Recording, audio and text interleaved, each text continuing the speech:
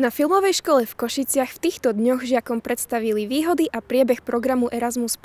Medzinárodný program, ktorý trvá už 35 rokov, je financovaný Európskou úniou. Cieľom je ukázať žiakom rozmanitosť kultúr, prispieť k profesijnému a osobnému rastu a podporiť aj neformálne vzdelávanie. Študenti súkromnej školy umeleckého priemyslu Filmová sa týchto pobytov zúčastňujú už 15 rokov a tak sa na workshopoch a konferenciách o skúsenosti podielili aj starší žiaci. Vďaka Erasmusom navštívil Prahu. Spolu s Alanom Leškom sme mali za úlohu zdokumentovať mobilitu, takže žiakov, ich postup, ako sa vyvíjali a aké úlohy robili. Tak zadanie sme mali rôznoraké, mali sme animovať v Photoshope ich logo a potom sme takisto mali zadanie fotografického charakteru, kde sme mali sa prechádzať po Prahe a takisto po pražskej zoo. To nám aj umožnilo si prejsť Prahu a navštíviť rôzne kultúrne zákutia, čo bolo celkom pekné. Samotný projekt mi pomohol si rozšíriť obzory, pomohol si mi vyčistiť hlavu. A takisto som mu veľmi vďačný, lebo mi pomohol reorganizovať si myšlienky a plán do budúcna. O výhodách a podmienkach prijatia vám porozprávajú pedagogičky filmovej školy.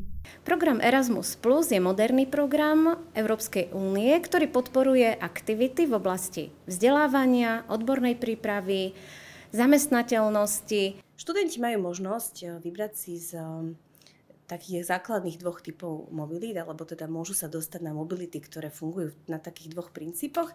Jedným je, alebo prvým je účasť na mobilite na škole podobného typu s nejakým umeleckým alebo odborným vzdelávaním, kde vlastne sa na istý čas stanú študentami v zahraničnej škole a navštevujú bežný rozvrh hodín a zapájajú sa do aktivít školy. A druhý typ, taký možno že bežnejší alebo pre našich študentov zdanlivo zaujímavejší, je taký, kedy sa chodí na umeleckú prax do odborných pracovísk alebo príbuzných inštitúcií. Sú to prevažne európske krajiny, Španielsko, Portugalsko, Maďarsko, Česká republika, Fínsko, Švédsko, Bulharsko. Dáva možnosti vyskúšať si niečo iné, čomu sa možno v škole nestihli venovať. Takisto získajú nové zážitky, zlepšia si jazykové zručnosti, no a učitelia si môžu takisto zvýšiť svoje profesijné kompetencie. Snažíme sa propagovať Erasmus Plus program, či už prostredníctvom našich facebookovej stránky školy alebo na Instagrame našej školy. Študent filmovej školy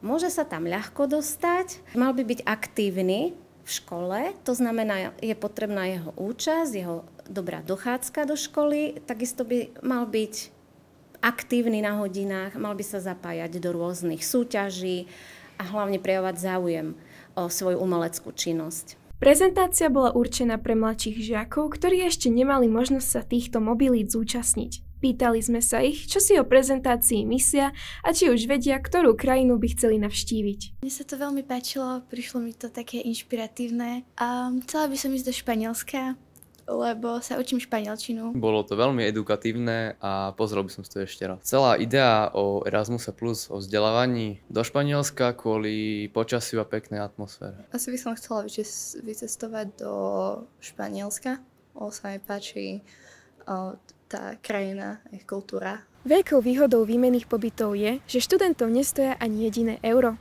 Všetky náklady spojené s pobytom a výučbou hradí program Erasmus+. Pre súkromnú školu umeleckého priemyslu Filmová vytvorila Simona Daduľáková a žiaci 2. ročníka masmediálnej tvorby.